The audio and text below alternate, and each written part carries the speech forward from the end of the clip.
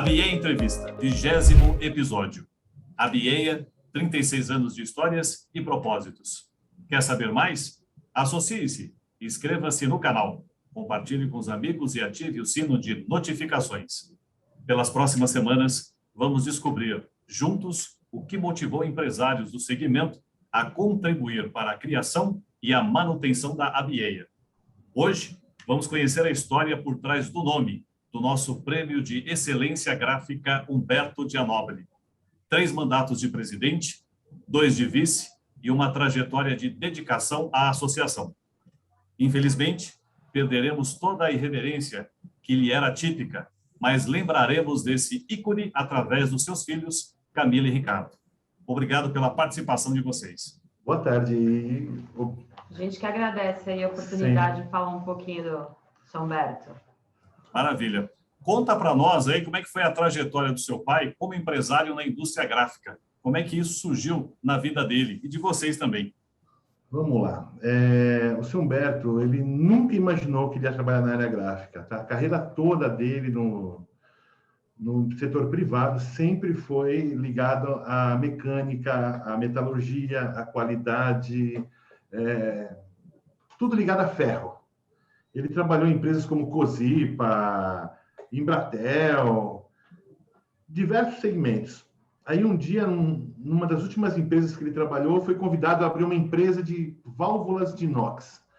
E ele achou muito interessante, na época ele possuía 40 anos, ele falou, olha, cansei de trabalhar para os outros, eu vou abrir um negócio próprio, vou ser um empreendedor. Diz ele que foi a pior coisa que ele fez na época. Porque realmente, em 6 meses, ele não conseguiu vender nada. Estava uma crise no final dos anos 70, e aí apareceu um cunhado de um sócio dele que trabalhava com etiquetas adesivas. Ele era vendedor de uma empresa chamada Gumacol, que está aí até hoje, uma empresa também muito antiga. E ele achou interessante, falou, pô, a gente está aqui com o galpão alugado, tudo alugado, tem um pedaço aqui, ó, vamos tentar. E ele criou uma empresa chamada CMPR, Construções Mecânicas, Divisão Autoadesivos, que nada mais era que uma flexozinha de bancada ridícula e eu acho que ele tinha uma batidinha da Vamper, olha, muito pequenininha. E começaram. E ele gostou da brincadeira. Depois de 2, 3 anos, a metalúrgica começou a diminuir, foram vender os equipamentos e foi expandida a parte de etiquetas adesivas. E em 84, ele se separou dos sócios e criou a Giancoi, que está até hoje aí no mercado, né? Só que a Giancoi teve muitas mudanças no decorrer dos anos, porque ele sempre foi essa pessoa que nunca estava contente com uma coisa. Toda vez que ele achava que estava muito parado, era sempre a mesma coisa. Não, a gente tem que mudar, porque quem fica parado morre. Nós temos que modificar. E sempre inventava uma nova visão, um novo jeito de fazer etiquetas. Para você ter uma ideia, ele fez... Uma época, a gente fazia etiquetas para faixas de moto. A gente era o maior fabricante de faixas de moto do mercado de reposição. Ficou assim uns 4 anos. Aí, de repente, ele achou que o mercado estava muito saturado. Ele começou a trabalhar com materiais de ponto de venda para cartões de crédito, aqueles etiquetas que iam em lojas, tudo. Depois de um tempo, a policarbonato em serigrafia é uma coisa nova, ninguém tem, e vai mudando. E nesses quase 40 anos de Giancoi, a gente já passou em diversos segmentos. Mas o que sempre nos diferencia era o quê? A novidade. É aquilo que ninguém mais faz, é aquilo que não é comum, que não é commodity. Estamos aí até hoje sofrendo, porque todo dia é um desafio, mas o que deixa a gente feliz é que sempre nunca é igual, um dia igual ao outro. Vamos Legal. lá, o que mais, Camila? Quer acrescentar mais uma coisa, Camila? Não. Falei demais? Não, falou tudo. Eu tentei resumir. Há um ano atrás, não, 2 anos atrás agora, a Abigraf fez uma reportagem sobre ele numa revista, contando a trajetória dele mais detalhada. E contada por ele até. E contada por ele, né? Melhor do que eu. Se eu não me engano, foi na revista 303 da Abigraf. de setembro, novembro de 2019. É interessante. Tem mais dados, mais detalhado, mas resumindo é isso daí. Aproveitando que você mencionou aí a Abigraf, o que surgiu primeiro na vida do Humberto? A Bieia ou a Abigraf? A Bier. Foi a Bieia? A Bier. Porque logo desde o começo da Bier, eu vi a entrevista de todos eles, do pessoal da primeira parte, que achei fantástico. Eu lembrei de cada história que o senhor Carlos da Fascrim, quem mais? O senhor Gregório, representado pelo Jean. A gente começa a lembrar de detalhes assim que você fala, meu Deus, é muito bacana, é muita história. Já são 20, 30 anos que já se passaram, assim que é num susto. Eu trabalho. Eu frequentava a metalúrgica que meu pai tinha há 40 anos atrás. Eu tenho 50, imagina quantos anos eu tinha. Então, eu participei muito disso, mas o seu Humberto, ele separava um pouco a família, a empresa, a Bier. Por quê? Porque era complicado. Trabalhávamos sempre em família, de segunda a sexta, juntos. Só que todo domingo nós almoçamos juntos. Como bons italianos, não é isso? Sim. Só que tinha uma regra. Não se fala de família na empresa. E não se fala de empresa quando a gente é família. Então, das 8 às 18, eu falava, a minha mãe é Jancoy. Eu não tenho irmãos, eu não tenho pai, não. E ele também não tinha filhos, viu? E judiava, viu? E a gente, na época, como a gente era adolescente, começando no trabalho, a gente ficava louco. Como meu pai me tratava assim, era super severo, super exigente. Mas nada mais é do que ensinando o que realmente importa, que é a tarefa, que é aprender a trabalhar e não ter medo de pôr a mão na massa. E hoje a gente, com 40 anos, 50 anos depois, consegue ver o quanto a gente é grato a todo esse aprendizado. Né? Sim. Fala, Camila. Como é que surgiu a Bieia? Como é que surgiu a Bieia na vida do seu Humberto? E por que ele aceitou o desafio de ser presidente? Porque aí é um envolvimento totalmente diferente, né? O que acontece? Ele sempre foi um cara muito questionador. Ele acompanhou logo o início da BE, e o que acontece? Ele recebia cartas, correspondência, na época não tinha e-mail, mala direta, essas coisas. Então ele recebia umas cartinhas de vez em quando, venha participar da reunião, aquele papo todo. E aí ele começou, eu não me lembro qual foi o tema, eu não me lembro se era imposto, se era alguma coisa, que ele falou, preciso ir lá na BE para conversar com o pessoal, como eles decidiram, o que é que o mercado está pensando sobre isso. Não me lembro se era imposto, se era alguma coisa trabalhista. E ele começou a participar das reuniões. Aí surgiram os encontros, né? Ele começou a participar, tudo, fazer amizades com o pessoal. E ele sempre foi um cara muito expansivo, muito bagunceiro, muito brincalhão. Então, rapidamente, ele já tinha uma turma, um pessoal. E aí, em 98, eu acho que ele fez a primeira chapa com o seu Carlos da Fascrim. Na época, eu não me lembro o que aconteceu direito, não foi. A chapa, ela foi a chapa perdedora, né? Só que aí, em 2002, eles ganharam e começaram. E o seu Humberto sempre foi muito... Você conheceu ele, sabe muito bem. Ele questionava algumas coisas. Por quê? O que o associado quer? O que o associado precisa? O que seria bom para o nosso mercado? Então, ele começou a ter essa visão e modificar algumas coisas.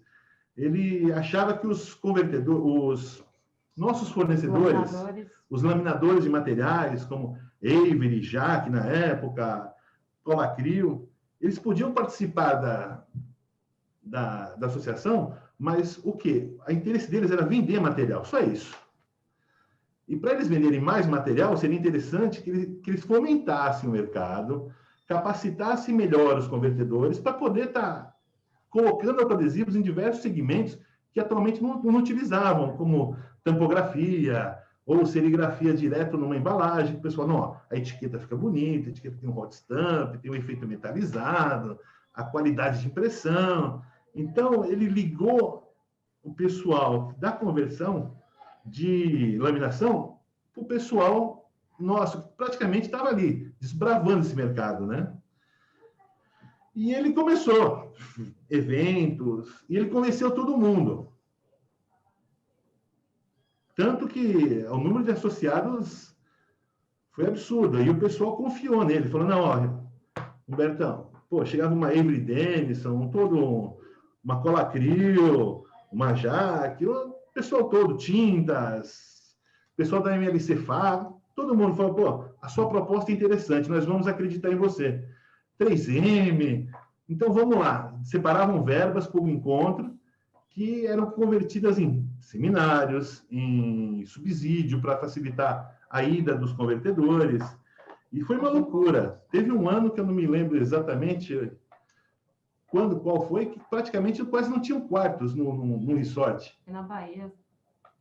Foram 400 e poucas pessoas. E realmente, assim, numa associação que não tinha uma verba fixa de um sindicato, de alguma coisa. Era tudo por recursos próprios. Conversando, contribuição, patrocínio. Desenvolveu a revista também, que antigamente a revista era uma coisa muito mais...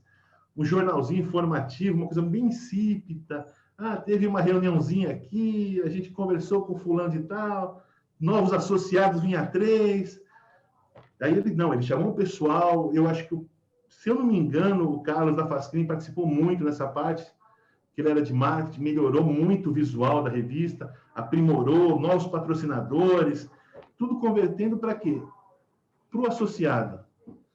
Tudo girava em torno disso. O que fazer para o associado? Cursos, treinamentos, informações, né? Manual técnico também. Nossa. Feito pelos convertedores dentro da BIE, manual técnico do autoadesivo. Olha, eu vou ser sincero. As melhores pessoas para você conversar com o que era ser Humberto na BIE são o pessoal que fazia parte da diretoria nos anos que ele participou. Porque realmente foi uma aventura, era muita coisa, muita coisa. E a gente trabalhava, a gente ficava cuidando da empresa. E ele lá, era o dia inteiro, ele se perdia na BIE. Achava o máximo. E ele sempre se preocupava com uma coisa que era interessante. Ele nunca quis ter nenhuma vantagem. Ele se doava pela BIE. Ele falava, a BIE precisa de alguém que levante a BIE, traga credibilidade para a BIE. E para isso eu tenho que ser o quê? Extremamente isento. Para você ter uma ideia, ele nunca deixou a gente participar do prêmio ABIE. Você acredita? Nos primeiros anos, ele fala, não, pô, pai, nós temos um produto legal. Não. Agora que está começando o prêmio, vai tirar a credibilidade do prêmio. Eu falei, pô, meu pai, melhor assim. Ele tinha alguma coisa, não, eu faço, eu não quero nada para mim. Ah, mas ó, teve aqui uma empresa procurando associados para fornecer etiqueta disso. Aí ele pegava, por exemplo, a Viviane, ó, quais associados estão aqui em dia, pagando direitinho? Fulano, manda um e-mail para todo mundo. Pô, mas senhor Beto, não interessa. Todos têm o direito de receber informação. Todas as informações que vinham de lá, de fora, alguma tecnologia, alguma coisa nova, ou era por jornal, ou era por mailing que ele fazia. E isso porque ele gostava, ele achava que o mercado crescendo melhoraria para todo mundo. Porque o que a gente vê às vezes, como dizia, os pequenos, às vezes eles sofrem mais que os maiores. E tem informações privilegiadas, tem um corpo de desenvolvimento mais poderoso. Então, é difícil. Você tem que juntar tudo isso para um bem de uma comunidade, porque chega num futuro, se a gente não se organiza, não consegue reduzir custos de produção, de matéria-prima, vai aparecer um sistema impressão direta sem etiqueta adesivo, que já existe, sleeving, o autoadesivo pode morrer. Ao mesmo tempo, se tiver investimento, campanha, vamos lá, olha, o cara usa isso, mas se a gente usar o material certo, no processo certo, o cara pode ter um ganho, pode ter um ganho na produtividade, um ganho na aparência, um monte de coisa. Então, ele sempre pensou isso. Mas, eu estou te falando uma informação assim, como eu posso dizer, em off, de pai para filha. tá? Porque ele na BEA dificilmente a gente conversava sobre o que acontecia. E ele preserva. Toda terça-feira ele pegava a malinha dele, assuntos da BEA, ia lá. Eu não sei se ele gostava de almoçar com os amigos, conversar, ficar papeando, mas ele era muito criterioso quanto a isso, né? Sim. E depois dentro ele se apaixonou por aquilo. Ele ficava incomodado e sempre achava, pô, a gente precisa... Ele ficava chateado às vezes quando alguma coisa ia para trás. Ele falava, pô, mas não é assim, preciso ajudar, preciso ver. Mas ele já estava com uma certa idade.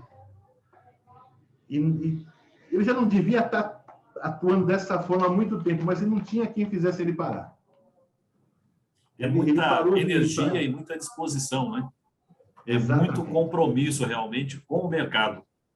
E ele não tinha saúde para isso. Pois é.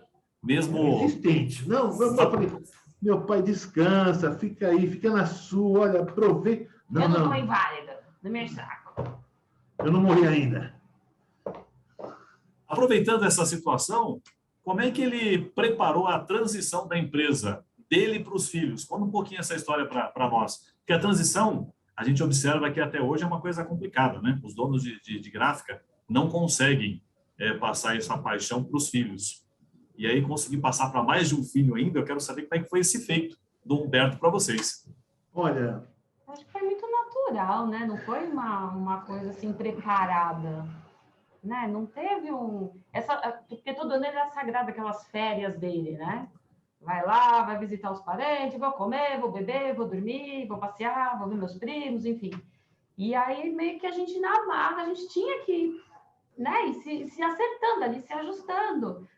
Lógico, cada um já tinha a sua função, mas não tinha o Humberto para falar o sim ou não, né? Não é desse jeito, tem que fazer do meu jeito, tal, enfim. Então, acabou sendo uma coisa meio que natural, né? Não teve um preparo, assim, formal, digamos. Foi uma coisa que veio naturalmente, né? A transição é complexa, eu imagino. Hoje eu tenho 2 filhos, um com 18, outro com 21 anos. Não é fácil você decidir o futuro de um filho. Eu vi putz, esqueci o nome do Laje, da Red. Mário. O seu Mário Laje, falando sobre o filho, sobre preparar. Eu não sei, meu pai começou a me preparar quando eu tinha 10 anos de idade. Tá? Nas férias eu era um cara meio problemático, no ponto meio agitado, jovenzinho, sabe? Quebrava a vidraça do vizinho, botava fogo nas coisas, aquela coisa maluca de adolescente problemático. Então ele me levava nas férias, todas as férias para a empresa. E ele sempre fazia eu fazer trabalhos simples. Você sabe fazer o quê? Nada. Então você vai ser ajudante. Você vai fazer limpeza nessa área. Você vai fazer manutenção. Você vai ser um motorista. Você vai fazer um arte finalista. Aprenda. Você sempre vai ser um ajudante. Você sabe fazer? Não. Então você vai aprender. E eu não era o filho do patrão. Eu era mais um. E se fizesse coisa errada, tomava bronca ainda. Não era fácil. E foi uma coisa que eu fui me identificando, fui aprendendo, foi como a Camila disse, é natural. E a gente foi fazendo cada um uma coisa, mas assim, é difícil quando você pega já uma pessoa já formada, uma pessoa já com um homem, 20, 25, 30 anos, ele entender como é que funciona a empresa, o que é o mercado de autoadesivos.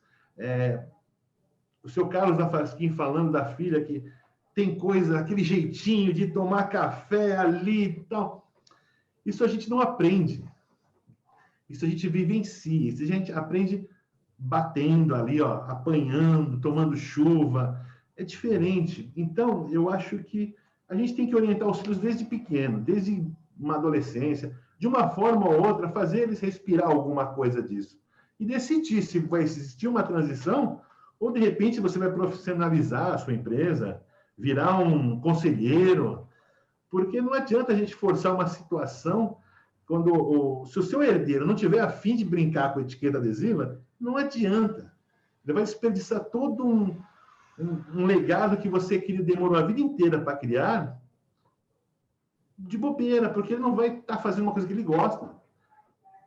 Não, talvez você terceirizar, vender, a empresa, seria muito mais interessante do que você insistir com uma coisa de um herdeiro. Mas é difícil, não é fácil.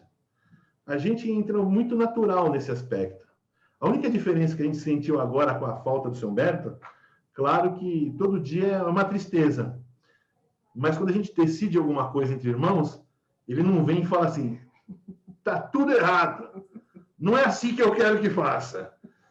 Mas meu pai não é assim, eu mudo. Enquanto eu estiver vivo, eu mando nesta empresa. Ele falava outra coisa, mas é isso, mais ou menos.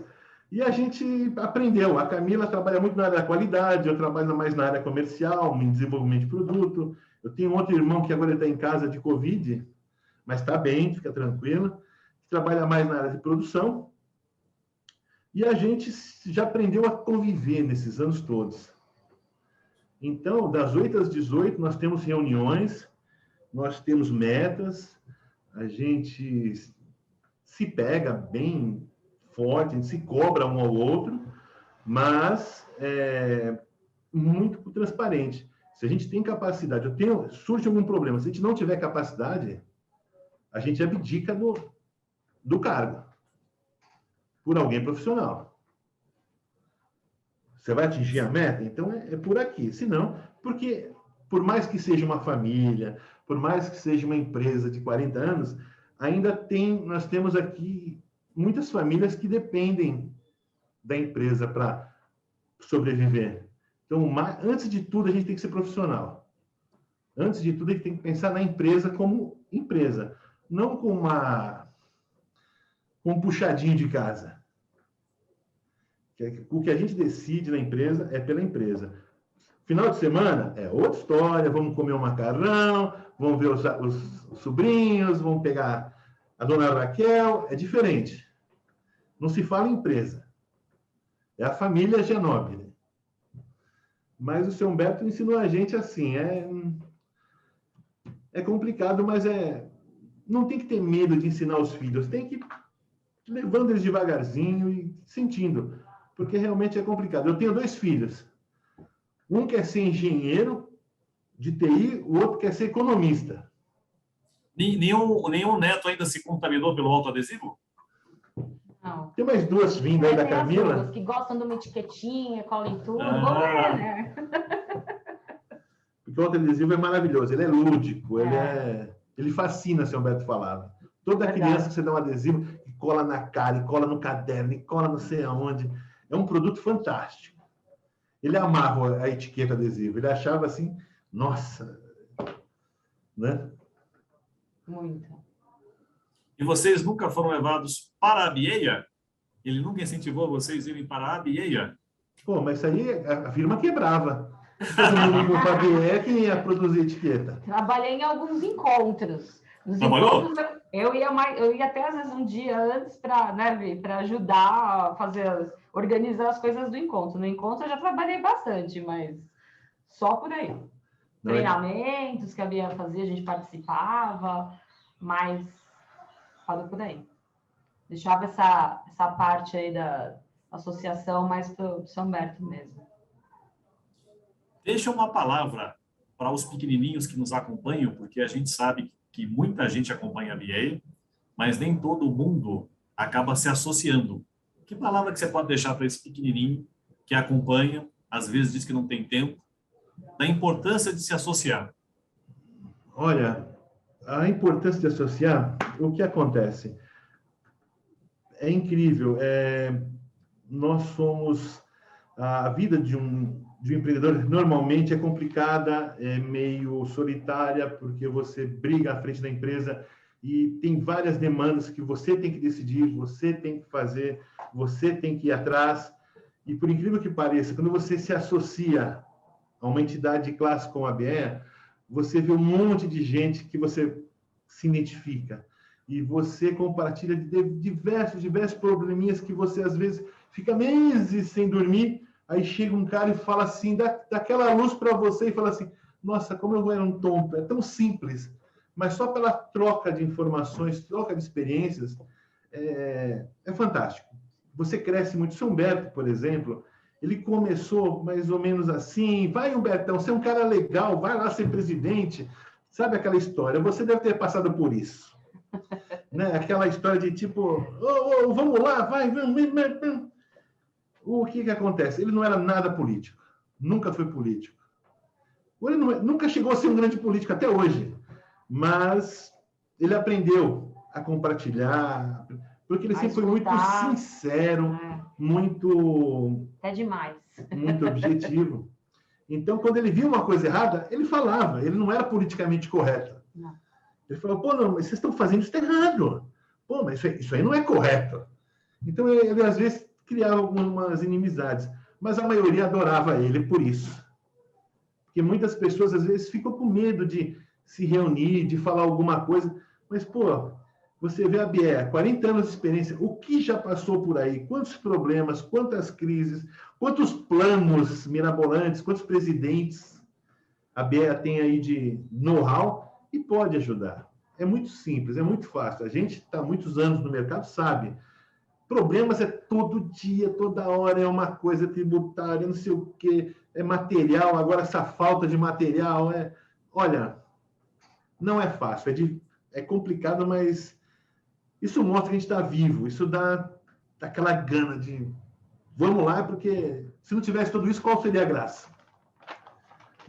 Mas é muito importante se associar. Tem muita coisa que você pode compartilhar e aprender que, olha, é inestimável. É a diferença de um crescimento sustentável, às vezes, de uma falência precoce. Por falta de conhecimento ou falta de, sabe, compor um preço, de repente, para você... Eu vou fazer uma etiqueta. Sabe, material vezes 3. Não existe isso, gente.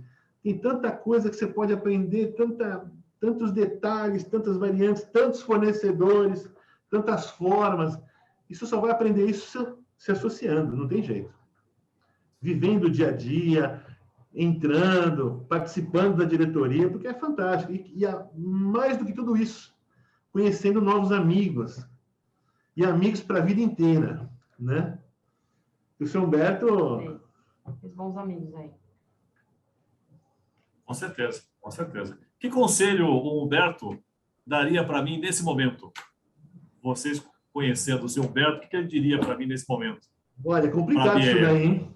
O seu Humberto vai puxar o pé da gente depois, antes de a gente falar besteira, hein? Isso é um perigo. O que ele falaria? Olha, não sei se de repente ele já deve ter falado tudo que ele achava que tinha para falar para você e tal, mas eu acho que é isso. Ser você o tempo inteiro, ouvir, falar o que você pensa, não pensar em agradar todo mundo, mas sim fazer a coisa certa, que no final das contas tudo dá certo, que na vida só não tem jeito para a morte, porque pro resto a gente dá um jeito. É o que ele sempre falava, né? Quando eu dava aqueles apertos assim, falava, meu Deus, e agora? O que eu vou fazer? Mas, enfim, é isso. É ser você, é o que o Ricardo falou, não se preocupar muito com a opinião dos outros. Vou achar o que você é certo, seguir teu coração, seguir tua cabeça e vamos embora. Sempre fazer o bem. Né? Fazer para os outros aquilo que você gostaria que fizesse com você. É empatia. O que todo mundo já foi um pequeno empresário ali, começando, o que é isso? Devagarzinho, será que amanhã eu vou ter dinheiro para pagar salário? Será que amanhã meu cliente vai continuar comprando de mim? Todo mundo já passou por isso, e passa até hoje. E no fim das contas, a gente chega a um lugar, não tem jeito. Tem que pensar para eles. O que você gostaria que fizessem para você numa associação? Vai, eu vou me associar. O que eu vou ter de bom nisso? Eu vou te dar um dinheiro todo mês. O que eu vou ganhar com isso? É o que a maioria pensa. Essa é a grande pergunta. Mas depois eles vão entender o que é uma entidade. É muita história para a gente, assim, é complicado. Mas a minha sugestão, fale com o pessoal da diretoria. É muita informação, é muita coisa que aconteceu. Coisas que a maioria das coisas a gente não sabe. O seu Humberto, ele foi homenageado recentemente aí na Bigraf, tem um espaço agora com o nome dele. E, nossa, foi assim, extremamente engraçado as histórias que cada um contava com ele. Exatamente isso. A história do restaurante, que tirou a carne do prato, falou, essa carne não presta. Ô, fulano, faz tal carne que essa carne é boa, pode comer. Então, assim, tem muita história, realmente. As pessoas, assim, é até gostoso de ouvir. É o que eu falo, a gente não consegue não sorrir lembrando de São Humberto. A gente mais gargalha que outra coisa, porque é o tempo todo alguém contando alguma história engraçada com ele, né? Então, assim, é o que eu falo, a gente não consegue ter tristeza lembrando dele, sempre sorrindo, né? Sempre dando risada, isso que é bacana. Bom, né? Aqueles adjetivos dele, ô bundão, ô picareta. Isso é o de menos, né? Não sei o quê. Não continua, não, melhor. Não, vai ficar feio. Mas é isso, aproveitar cada momento da vida, tirar o melhor, porque a gente só olha a parte ruim, a parte que é complicada, a parte que é desgastante, mas também tem a parte legal, a parte feliz, a parte de amizade, a parte de reencontrar os amigos, a parte de fazer o bem. Sair para comer. Ajudar as pessoas. Ricardo e Camila, foi uma delícia estar com vocês. Passou muito rápido o tempo. Quero agradecer a disposição do tempo de vocês. Agradecer mais uma vez a oportunidade que vocês nos deram de poder homenagear o Sr. Humberto com o nosso prêmio. Para nós isso tem um valor inestimável. É uma homenagem que a associação faz pela memória do Humberto e que a gente possa continuar falando dele por décadas ainda. Né? Foi o caminho que nós encontramos para homenageá-lo. E eu vou deixar as palavras finais aí para vocês, se vocês quiserem dizer alguma coisa, não foi perguntado, esse é o momento. E gratidão para vocês. A gente é que agradece, William, por tanto carinho com a gente, né? Depois da perda do meu pai e tudo. Foi meio assustador para a gente, né? Até quando ele faleceu, porque a gente esperava ser consolado, a gente falou assim, fulano ligou chorando e não sei o quê, e a gente tendo que consolar, e no fim, isso ajudou a gente, né, a passar, exatamente por esse carinho, essa força, fala, poxa, ele foi um cara tão bacana, que legal, né, ter feito parte disso. Então, a gente agradece o carinho, aproveitando o espaço para você, Viviane, sempre ali com a gente, nesse momento que foi tão difícil para a gente, o carinho que vocês sempre tiveram com o nosso pai, continuam tendo, né? Depois de tantas homenagens, tanto carinho, enfim. E muito obrigada por tudo mesmo, viu? Muito obrigada. Isso aí. Obrigado.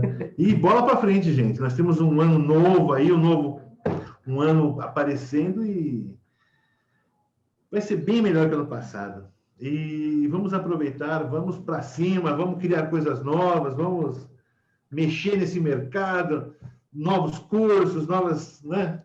Quem sabe um encontro aí quando a gente não tiver mais essa Covid. Vamos ter o primeiro encontro regional em 15 de março, lá na Bahia. Vocês estão convidados. Já está começando. Já está começando. Vai esquentando. Já tá começando. Vai ser um sucesso, com certeza. Com certeza. Na Bahia, maravilha. Gente boa, meu Deus. Né? Teve um encontro que foi lá. Foi o que o senhor Humberto falava. Conseguimos levar 400 e poucas pessoas para a Bahia. Foi na Bahia, foi na Costa do Sauípe. Meu Deus, Costa do Sauípe. Costa do Sauípe. Vamos reviver os bons tempos de novo. É isso aí. Conte conosco. Maravilha. Beijão para vocês. Muito obrigado aí pelo tempo, viu? Espero que a gente possa se encontrar pessoalmente em breve. Quiçá lá na Bahia. Na Bahia. É que tem umas auditorias rolando, porque senão o convite é bom. Forte abraço para vocês. Tchau, tchau. Para você também, William. Obrigada, gente. Obrigada, Vi. Tchau. Tchau. Beijo.